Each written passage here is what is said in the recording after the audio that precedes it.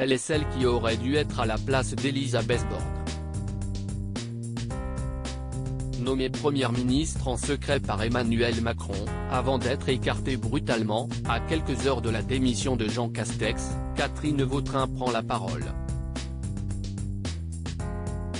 Sans s'attaquer frontalement au chef de l'État, qui a finalement cédé aux pressions de membres influents de la Macronie, en mai 2022, la présidente du Grand Reims reconnaît l'avoir extrêmement mal vécu. « Je suis tombée de ma chaise », s'étonne-t-elle encore, dans Emmanuel Macron, dans la tête du président réélu, diffusé lundi 12 juin sur BFM TV. « J'ai été plus que touchée. Cela vous dépasse quelque part. » Cible d'une fronde menée par des proches d'Emmanuel Macron, qui se sont notamment servis de son soutien passé à la Manif pour tous, l'ex-député LR garde toutefois le sourire. Édouard Philippe a eu de la chance, car lui a perdu des kilos. Moi, je n'ai plutôt pas dormi. Cela n'a pas été un régime amaigrissant.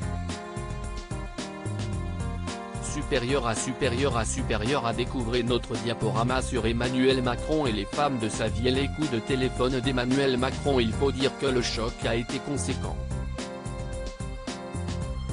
2 jours avant le début du second mandat d'Emmanuel Macron, elle est reçue à l'Élysée lors d'un déjeuner secret. Si est-il là qu'elle est quasi nommée première ministre.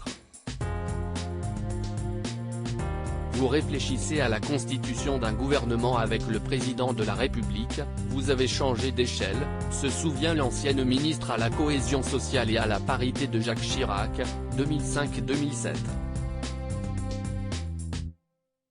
Également au menu de la discussion, son apparition au JT de 20h, son directeur de cabinet et même sa sortie de Matignon, après les JO 2024. Elle rencontre ensuite Jean Castex, pour une passation de pouvoir officieuse le samedi. Nicolas Sarkozy est prévenu par Emmanuel Macron de son choix. Sauf que pendant ce temps, la colère gronde chez une partie des macronistes. Christophe Castaner appelle notamment Richard Ferrand pour mettre en place une opération sabotage. Indécis, Emmanuel Macron hésite encore jusqu'à la veille de l'annonce. Lundi, le jour J, la sentence tombe, il appelle Catherine Vautrin à 11h30. Elisabeth Borne est choisie.